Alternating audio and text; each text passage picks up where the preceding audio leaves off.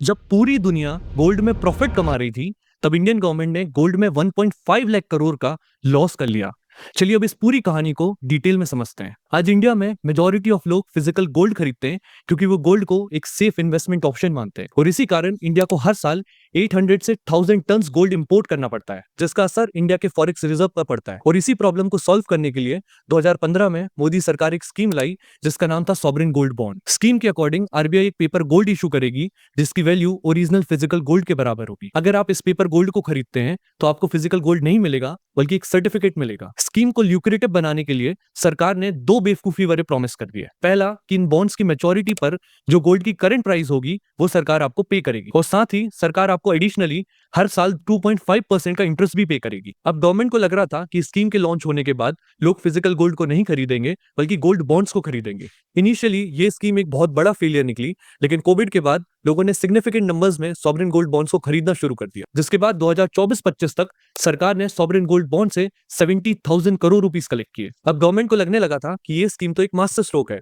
लेकिन रियलिटी में ये सरकार की एक बहुत बड़ी गलती निकली। दरअसल 2014 से 2017 के बीच गोल्ड के प्राइसेस 2% पर एनम के हिसाब से इंक्रीज कर रहे थे और गवर्नमेंट को किसी ने एडवाइस कर दिया कि गोल्ड के प्राइसेस इसी पेस से ग्रो करेंगे। लेकिन गवर्नमेंट को सबसे बड़ा शॉक तब लगा जब 2019-20 के बीच गोल्ड के प्राइसेस 38% से इंक्रीज कर गए और 2023 में 24% से इंक्रीज किए। 2014 में जो गोल्ड की प्राइसेस 24,000 थी वो 2023-24 में इंक्रीज होकर 1,30,000 हो गई। जो गवर्नमेंट ने 70,000 करोड़ के सॉवरेन गोल्ड बॉन्ड्स कलेक्ट किए थे उसकी लायबिलिटी 2025-26 में इंक्रीज होकर 2.3 लाख करोड़ से ज्यादा की हो चुकी है। यानी कि सरकार को टोटल 1.5 लाख करोड़ का लॉस हो चुका है और ये लॉस इंक्रीज हो रहा है क्योंकि अभी कई बॉन्ड्स की मैच्योरिटी नहीं हुई है। यानी कि इफेक्टिवली गवर्नमेंट को हर साल 17% का इंटरेस्ट पे करना पड़ गया, जो कि गवर्नमेंट की नॉर्मल बोरोइंग से कई ज्यादा था। नॉर्मली सरकार 7 to 8% पे पैसा बोरो करती है, यहाँ पर गवर्नमेंट को डबल लॉसेस हुए। पहला गोल्ड की प्राइस इंक्रीज कर गई और ऊपर से गवर्नमेंट को 2.5% का हर साल इंटरेस्ट भी पे करना पड़ गया। और फाइनली जब सरकार की आंख खुली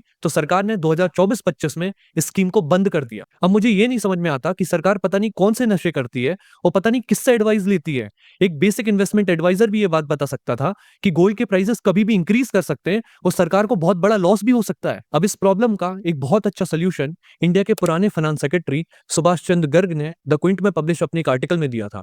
उनका कहना था कि बेहतर ये होता कि सरकार ने जो सॉवरेन गोल्ड बॉन्ड से पैसा कलेक्ट किया है वो पैसा वो आरबीआई को दे देती, क्योंकि 2017-18 से आरबीआई बहुत सारा फिजिकल गोल्ड खरीद रही थी अपने रिजर्व्स को बिल्ड करने के लिए। इस पैसे से आरबीआई बहुत सारा फिजिकल गोल्ड खरीद लेती और जब सरकार को मेच्योरिटी में पैसे की जरूरत पड़ती तो आरबीआई गोल्ड बेचकर वो पैसा उनको वापस कर देती। इफेक्टिवली सरकार को सिर्फ 2.5% का इंटरेस्ट पे करना पड़ता जो उन्होंने गारंटी किया था।